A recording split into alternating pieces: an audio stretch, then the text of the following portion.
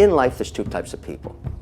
There's the people that own the store, and there's the people that scrape the shit off the floor. And you have to decide, which one are you? I'm not saying it's bad to be an employee. Whatever she says I have to do, I'm not going to live my life that way. The way I look at it is the reason that people pursue entrepreneurship is not about the greed of money, it's about the pursuit of personal freedom. Everybody in this room wants to be successful, and in entrepreneurship, the way to define success is you make money. And then eventually there comes a time in your life when you wake up and you say, shit, I'm rich. I never saw it coming. Yeah. And I could do whatever I want. And most of the time what people do is work even harder because they like what they do. That's what entrepreneurship's about. It's setting yourself free to spend your time, your day in the things that you want to do. And the great part about it is nobody can tell you what that is. It's only you. That's the whole deal right there. You should save 10% of what you're going to make. If you're making $5,000, it's $500. And invest it in a basket of stocks like an ETF. There's so many conservative ETFs out there. I like dividend-paying conservative ETFs. I'm not going to recommend a ticker. But the concept of just using a single ETF that maybe have 20, 30, 50 stocks in it is the best way to do it. And then consistently maintain putting into this every month or 2 months or whenever you can, the 10% of your salary. If you do that and you even only have the average salary of $52,000 and you do it until you're 65, you'll end up with a couple of $1 million in the bank. That's the greatest strategy. The fact that you're thinking about it is fantastic. Good luck to you, and stay focused on saving and investing. Stocks are terrific over a long period of time. Yes, there is volatility, but you'll be buying some when the stocks go down. You'll be buying some as they go up. Over the long period of time, you're going to make 6 or 7%. That's what the market has provided over the last 50 years. You are going to meet people in your life you do not like. They may not like you. Doesn't matter. The point is, in work, you're achieving results towards a goal. Now, you don't have to love everybody you work with. It's a nice bonus, but it's not going to happen. So you've got to kind of realize they are stepping stones in your career. They are stepping stones if you're an entrepreneur. They're points of resistance. They're roadblocks. They're pitfalls. They're bumps. They're whatever you want to call them. But you've got to achieve success. You've got to get over them. You've got to work with them, and you're going to move on. If you dwell on those, if they eat at you and they take away from your focus, then you're losing. And that's something you have to learn. You have to learn to deal with the noise, people that don't like you, people that hassle you, people you don't like, but that has nothing to do with achieving the objective, whatever that is. Let me be clear about cash flow. It's the only thing I care about, okay? Because there is no business without cash flow. You might be able to last for a couple of years borrowing money, getting more investors, but if you don't have cash flow, you're going to zero. It's that simple. And I think you have to face that reality as an entrepreneur.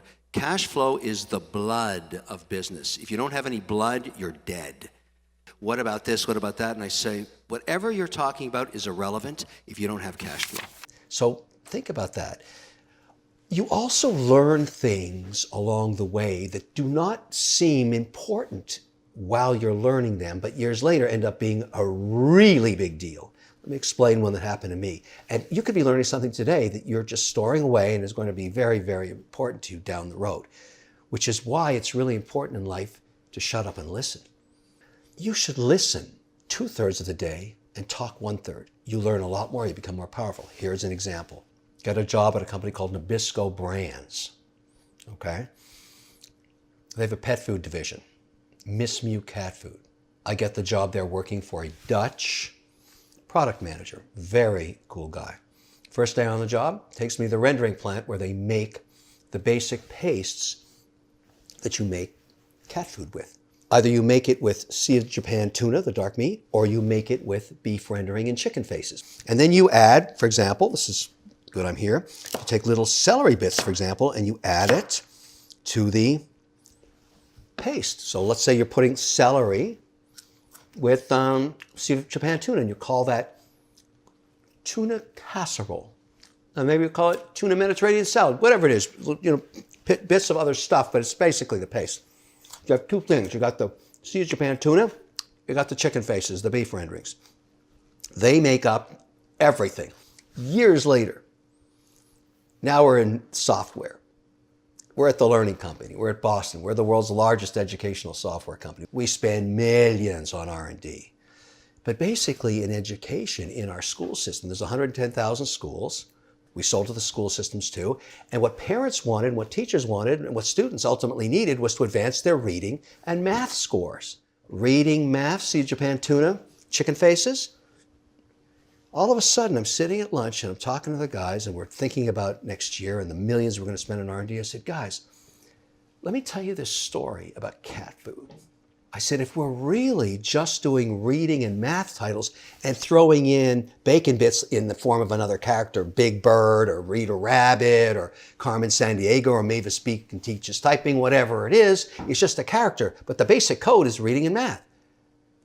Why don't we consolidate down to 2 engines, save millions in R&D, just have 2 teams and some graphic artists to put in the characters on top. The kids don't care. They're 4 to 7 years old. We saved millions that next year, where our cost of capital went way down and we acquired all our competitors. Where'd that come from? That was the lesson the Dutch guy taught me in the cat food business. My whole point is, you don't know when you're learning a lesson, so shut up and listen. I guess they call it experience, but I'll never forget that story. Absolutely incredible. Your emotions can be your best friend, but also your worst enemy, because when you make irrational decisions that are based on sheer emotion, you're often making the wrong decision. You have to understand them, and I find the best way to do it is don't be impulsive. I get pissed off too. I get angry. I get elation. I get all of those things too. But what I've learned over time is not to make decisions under the influence of any of those emotions. Just delay the decision until you can be rational, maybe sleep on it, get up in the morning, have a coffee and think about it, and if you're not comfortable yet, don't make the decision. There's always the option to do nothing for a while. And the only way you're going to learn that's through experience. All the decisions I made under heavy duress or emotional stress have cost me a fortune. Big mistakes. And also, revenge is a stupid emotion. It makes you do stupid things. Be rational about it. Doesn't mean you can't, be pragmatic, but being motivated by hatred or fear or anything like that is never a good outcome. In life, shit happens. You got to deal with it, but you have to do it rationally and pragmatically. Don't get caught up in emotion. Simply wait it out. Well, let me give you some data which you may find interesting, because I've been doing this for almost 20 years now. The majority has come from companies run by women. Now, I'm not trying to start gender warfare here. I'd give money to a goat if I could get a return. I don't care. But remember, these are multiple sectors. I'm talking about insecticide companies, gym equipment companies, commercial kitchens. We have a wireless charging company. They're all different. And yet the outcomes, women are better. Why? So we did some research. And what we discovered was, rather interestingly, if you look at women-run companies and you look at, because we have all the data, what did they forecast for sales in a quarter? What did they achieve? And then look at the ones run by men. In the case of women, they achieve their goals quarterly 90% of the time, okay? 90. In the case of ones run by men, 65% of the time. Wow. But the men had sales targets 30% higher. So they were really doing what I call the testosterone stretch, really saying, let's go for it, and only hitting it 65% of the time.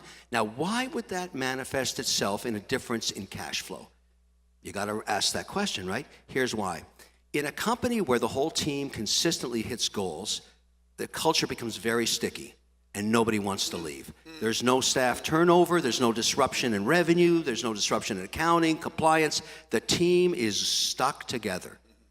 And the ones where they only hit their target 65% of the time, there's a lot of unhappiness and angst, particularly in the sales force. And their staff turnover is much higher. So when we put this new policy in place, you set targets that you hit. We did this 3 years ago now with all the companies. I don't care if there's no growth in your target, but if you hit the target, we started to see lower turnover. And now in the companies that were not doing well, cash flow is up 18%.